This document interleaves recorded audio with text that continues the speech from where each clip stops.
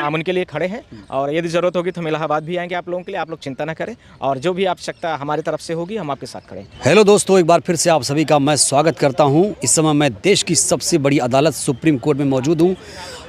इस समय उत्तर प्रदेश में धरना प्रदर्शन चल रहा है। पीसीएस आरओ एआरओ परीक्षा को एक दिन में कराए जाने की मांग की जा रही है। छात्र लगातार आंदोलन कर रहे हैं, लेकिन अभी की स्थिति यह है कि छात्रों को वहां से हटा दिया गया है। जबरन गाड़ी में भर भर कर ले जाया जा रहा है। बच्चों को प्रदर्शन नहीं करने दिया जा रहा है। बच्चे अपनी लोकतांत्रिक तरीके से आवाज़ नहीं बुलंद कर पा रहे हैं। इसी मुद्दे पर बातचीत करेंगे। हमारे साथ हैं सुप्रीम कोर्ट के senior advocate Narendra Mishra ji. Narendra sir, क्या अब ये स्थिति बन गई है कि लोग अब शांतिपूर्वक धरना प्रदर्शन भी नहीं कर सकते? देखिए, किसी भी व्यक्ति को स्वतंत्रता पूर्वक से उसके पूरे अधिकार हैं, संवैधानिक अधिकार हैं, फंडामेंटल राइट्स एंड ड्यूटीज़ है।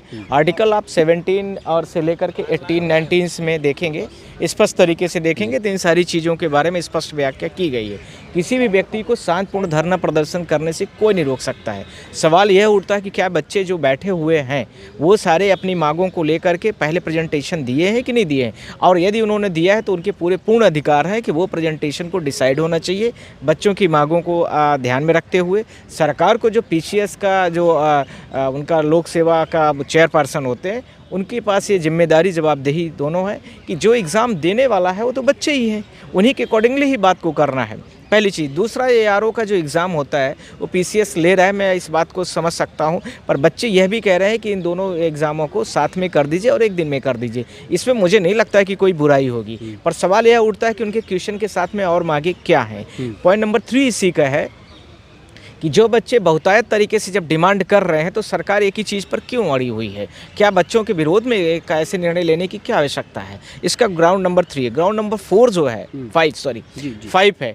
5 में यह स्पष्ट करने की आवश्यकता है, सरकार को इस चीज़ की आवश्यकता है कि ये सारी चीज़ें जो बच्चे जब प्रदर्शन कर रहे हैं तो उनकी मांगों को मान लिया जाए। आपको क्या बुराई? उनका भी एक्सपेरिमेंट कर लीजिए आप। यदि आप एक्सपेरिमेंट कर लेते उसके बाद बच्चे संतुष्ट हो जाएंगे कि कुछ उसमें कमियां हैं, कुछ दिक्कतें हैं जो आप कह रहे थे उस फार्मूलेस में, तो उसको आप फिर हटा देना। आपको एक शिफ्ट करने में, 2 शिफ्ट करने में, बीजेपी की डबल इंजन सरकार ने नारा भी दिया है कि भाई एक देश एक चुनाव, तो एक दिन में एक परीक्षा क्यों नहीं कराई जा सकती? ये नारे भी अब बच्चे दे रहे हैं। नहीं, मैं इस बात को मानने को तैयार हूँ, पर ये अभी नीट वगैरह के एग्ज़ाम्स इतने फेलवर हो गए हैं पूरे देश में, उसके साथ में यूपीएससी के ऊपर भी आरोप इतने बड़े लेवल पर लगे हैं, जिससे बच्चे काफ़ी बड़े लेवल पर ये सारी चीज़ों को एक्टिविटीज़ पर कर रहे हैं, क्योंकि सरकारी तंत्रों पर उनका भरोसा नहीं रहा है। इसी के साथ में सुप्रीम कोर्ट से भी बहुत ज़्यादा बच्चों के हाथ में कुछ चीज़ें आई नहीं हैं, क्योंकि जो जूनियर्स का एग्ज़ाम हुआ है, डॉक्टर्स का, मेडिकल का, नीट का, और उसके साथ में सीनियर का भी जो हुआ, उन दोनों में एक ही चीज़ें आई हैं। इन सारी चीज़ों के साथ में मैं यही कहूँगा कि बच्चे इस समय पर जो तत्कालिक सरकारी व्यवस्था है और तत्कालिक जो सुप्रीम कोर्ट ने बहुत सारी चीज़ों पर कुछ ज़्यादा इंटरफेयर हो नहीं पाया, तो इस चीज़ों को देख करके वो बच्चे सोच रहे हैं कि एक दिन में यदि एक साथ में होगा तो सारी चीज़ें हो सकता है कि कंट्रोल में आए, पेपर लीक की संभावनाएँ कम होंगी। इसी के साथ में 1 डेज में हो जाएगा तो बच्चों की दिक्कतें कम हो जाएंगी, साथ ही साथ में कंस्पिरेंसी के भी चांसेस कम बन जाते हैं। साथ में इसी के साथ में जो बच्चों के लिए सटल्ड जो वो होते हैं सेंटर, एग्जामिनेशन सेंटर, उनमें भी कमी आ सकती है। इस आधार पर बच्चे कह रहे हैं, तो यदि उनकी बातों को रख लिया जाए तो मुझे नहीं लगता कि बहुत सरकार को कुछ दिक्कत आएगी। सर, जिस तरीके से बेरोजगारी बढ़ रही है उसको लेकर क्या कहेंगे? बेरोज़गारी एक भारत देश की एक बहुत बड़ी समस्या है और इसमें सरकार को बड़ा इंटरफेयर करना चाहिए। साथ में जिस तरीके से सरकार ने सारी चीज़ों पर रोक लगा दिया है वह मुझे लगता है कि कुछ भारत देश की जनता के प्रति और न ही भारत देश के अर्थव्यवस्था के लिए सही है। भारत देश की मैक्सिमम लगभग 40% की आबादी जो युवाओं की है उससे ज़्यादा बढ़ चुकी है। वो युवा भारत देश की रीढ़ हो सकते थे, जो भारत देश की अर्थव्यवस्था में अपना कंट्रीब्यूशन कर सकते थे, देश में, विदेश में और विभिन्न कंट्रीज़ में। तो इन सारी चीज़ों पर सरकार कहीं न कहीं अपने आड़े हाथी नीतियों को ले आ रही है, जिससे उसका कहीं न कहीं खामियाजा पूरे देश के बच्चों को भुगतना पड़ रहा है। और साथ ही साथ में बच्चे भी इसमें कुछ ज़्यादा नहीं कर पा रहे, क्योंकि सरकारी नीतियाँ इतनी बहुउद्देशीय हो गई हैं कि जिनकी सारी जो पहले थी 2014 के पहले, उनमें और आज में काफ़ी बड़े लेवल पर अंतर है, जिससे सरकार इन योजनाओं को धीरे धीरे करके क्लोज कर रही है। प्राइवेटलाइजेशन में लिमिटेड चीज़ों का स्कोप कर दिया, लिमिटेड लोगों को ऑफर कर दिया है, जिससे देश में काफ़ी बहुतायत तरीके से बच्चों को बेरोजगारी का सामना करना पड़ रहा है। अखिलेश जी ने एक बहुत बड़ा आरोप लगाया, कहा कि जो सरकार है लोकतांत्रिक संवैधानिक तरीके से नहीं चल रही है। यदि ये बच्चों की डिमांड की हम बात कर लें और इसके साथ में जनता की आवाज़ की बात कर लें, बुलडोज़र की बात कर लें और इसके साथ में और बहुत सारे किसी जाति विशेष या धर्म विशेष के लोगों के ऊपर जो आरोप लगा करके उनको इनकाउंटर करने की बातें हमको मान लेते हैं, तो ये जब सारे पक्षों को देख लिया जाए तो मुझे लगता है कि ये सारी चीज़ें जो अखिलेश कर रहे हैं तो कहीं ना कहीं वो सही है। दूसरा, विपक्ष का एक काम भी है कि वह चीज़ों में कमियों को निकाले और सही तरीके से सरकार को संचालित करने में उसका सहयोग भी करे। यदि कुछ गड़बड़ियाँ हैं तो अखिलेश जी ठीक बता रहे हैं, और यदि वो कुछ चीज़ें उनकी अच्छाई है तो उसको भी बताने की आवश्यकता होती है। पर उत्तर प्रदेश या भारत देश की जो वर्तमान सरकारें हैं उन सरकारों में सांप्रदायिकता थोड़ा सा ज़्यादा बढ़ गई है, परसेंटेज ज़्यादा बढ़ गया है, जिसकी वजह से लोगों में सांप्रदायिकता जैसे अब सांप्रदायिकता मतलब ये हो गया कि जातिवाद काफ़ी थोड़ा बढ़ गया, जिसकी वजह से थोड़ा लोगों में वैमनस्यता फैल गई और उसके साथ में चीज़ें अनियंत्रित हो रही हैं। तो उसको भी कंट्रोल करने का एक रास्ता होना चाहिए। और अभी आप किसी स्पेसिफिक रेस के लिए मैं बात नहीं करना चाहता, पर सरकारें ऐसी ही कुछ बात करना शुरू कर दी हैं। इसी प्रकार से काम में वो अपने कटेंगे पे क्या कहेंगे सर? इसके बारे में तो बहुत लोगों ने बोल दिया है, मुझे कुछ बोलने की ज़रूरत बचती नहीं। तो कर दीजिए सर। मुझे लगता है कि भारत देश में आप एजुकेशन अच्छी लाइए, शिक्षा व्यवस्था अच्छी करिए, उससे बढ़िया कुछ नहीं हो सकता। और सब पढ़ेंगे तो सब बढ़ेंगे, ये विचार मुझे काफ़ी अच्छा लगा है।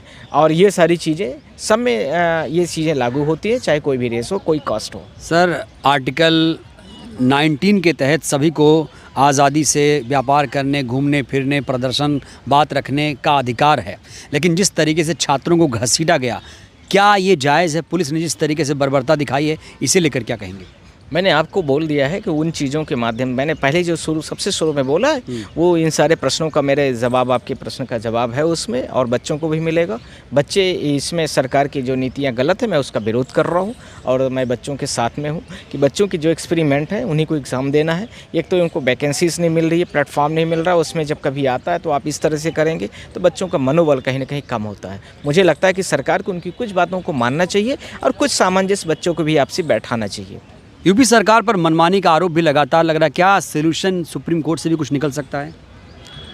इसमें बहुत कुछ चीज़ें हो सकती हैं, जैसे एक बुलडोज़र का था, बुलडोज़र हम लोगों ने किया है। अभी इनकाउंटर हम लोग आ रहे हैं, इनकाउंटर में भी हो गया। इसके साथ में हम लोग जो क्रिमिनल इनका है, जितने बुलडोज़र्स गिराए गए हैं, सुप्रीम कोर्ट ने जो जुडिक्शंस में डायरेक्शंस दिया है उसमें यह भी बोला है कि इनके ऊपर क्रिमिनल ऑफेंस होते हैं, तो वो भी हमारी पिटीशन पहले ही फाइल है, Alok Sharma and Priya Mishra versus Union of India, तो उसमें हम डायरेक्शंस कराएंगे कि संबंधित जिनको कोर्ट ने माना है कि कन्विक्टेड के ये पैरामीटर्स हैं, उन सारे लोगों को इनके ऊपर सजाएं होनी चाहिए। अभी तक सर आंकड़े क्या हैं बुलडोज़र गिराने को लेकर?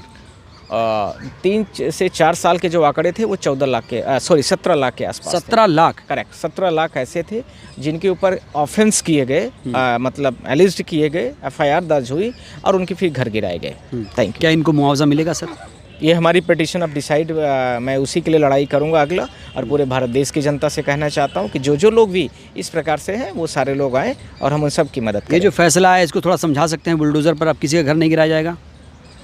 इसमें क्रिमिनल ऑफेंस वाले जितने हैं, क्रिमिनल ऑफेंस के नहीं गिरेंगे। सिविल के लिए कोर्ट ने कोई डायरेक्शंस ऐसे नहीं जारी किया है, उसमें बोला है कि आपको प्रोसेस को फॉलो करना पड़ेगा, सिवाय 3 चीज़ों को छोड़ करके। पहला ये कि रोड में और रेहड़ी वाले जो हैं उनमें इंक्रोचमेंट नहीं हो सकता है, और उसमें कई जगह पर देखेंगे आप, कहीं मंदिर बन दी जाती है, कहीं पर मस्जिद बना दी जाती है, कहीं मज़ार बना दी जाती है बीच रोड में, तो उसके लिए कोर्ट ने बोला है कि ये इसमें आप पुलिस प्रशासन और सरकार फ्री है। इसी के साथ में कोर्ट ने यह भी बोला कि रेलवे के जो ट्रैक्स वगैरह होते हैं उस पर भी बहुत सारी चीज़ें हैं जिन पे उस पर भी उसमें रोक नहीं लगेगी। यानी इन 3-4 चीज़ों को छोड़ दिया जाए तो सुप्रीम कोर्ट ने बोला है कि जो क्रिमिनल वाले मैटर्स होते हैं उसको डिसाइड कर दिया कि क्रिमिनल में आप घर नहीं गिराओ। सर, आखिरी सवाल, जो छात्र प्रदर्शन कर रहे हैं उनको लेकर क्या कहेंगे? हम उनके लिए कोई संदेश? हाँ, हम उनके लिए खड़े हैं, और यदि ज़रूरत होगी तो हम इलाहाबाद भी आएंगे आप लोगों के लिए। आप लोग चिंता ना करें, और जो भी आवश्यकता हमारी तरफ से होगी हम आपके साथ खड़े हैं। थैंक यू, शुक्रिया। तो ये हैं सुप्रीम कोर्ट के सीनियर एडवोकेट नरेंद्र मिश्रा जी। नरेंद्र मिश्रा जी साफ तौर से कह रहे हैं कि जो छात्र प्रदर्शन कर रहे हैं, आंदोलन कर रहे हैं, वो चिंता ना करें, हम उनके साथ खड़े हैं। बहरहाल सरकार जिस तरीके से दमनकारी नीति अपना रही है उसको लेकर ज़बरदस्त तरीके से छात्रों में रोष है। अब देखना होगा छात्रों की जीत कब होती है। हालांकि विपक्षी पार्टियां लगातार सरकार को घेर रही हैं। इस वीडियो में इतना ही। वीडियो को लेकर आप लोग भी अपनी प्रतिक्रिया दीजिए। बहुत बहुत शुक्रिया।